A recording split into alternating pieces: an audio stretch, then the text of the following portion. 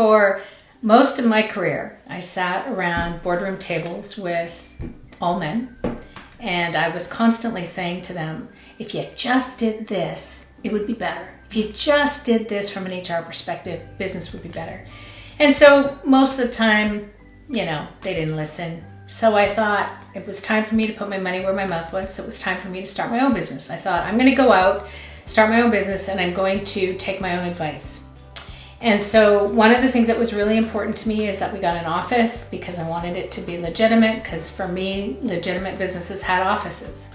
And so we rented an office downtown Vancouver, and hired a group of individuals that were philosophically aligned, and things were great. We were doing our thing, and we were making great impacts on business. I took my own advice most of the time.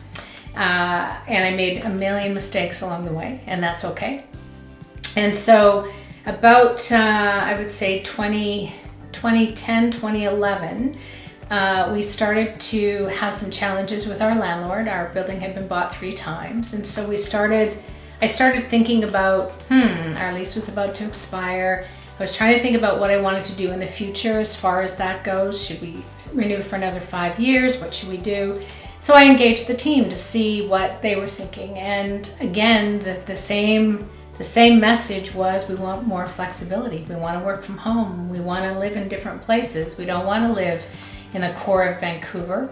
And so there was just this perfect storm of a whole bunch of things that forced me to make a decision. And so we decided to give up our lease. And so 5 years ago, we took our huge server, put everything on the cloud, got everybody set up at home, and we've been working flawlessly since 2013, 14, something like that. It was 2015.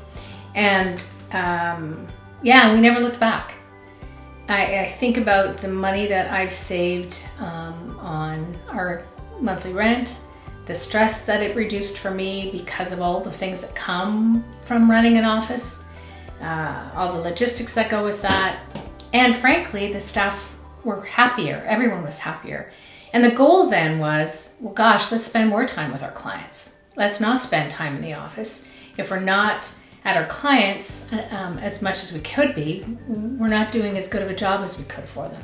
And so it just made sense for us. I can't say that it's going to make sense for every business, but along the way, anyone that was interested, I've been willing and wanting to talk to them long before COVID about the possibilities of working from home and what that could look like, and just the impact it's had on the Jouta team.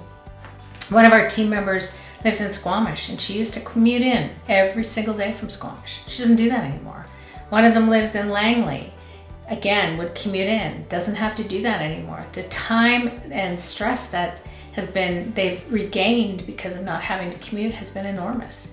And our ability to connect with clients easily, we can be anywhere we need to be. Doesn't matter where our clients are, because they're all over BC, and primarily BC, but also some in Alberta and Ontario. We can be anywhere we need to be.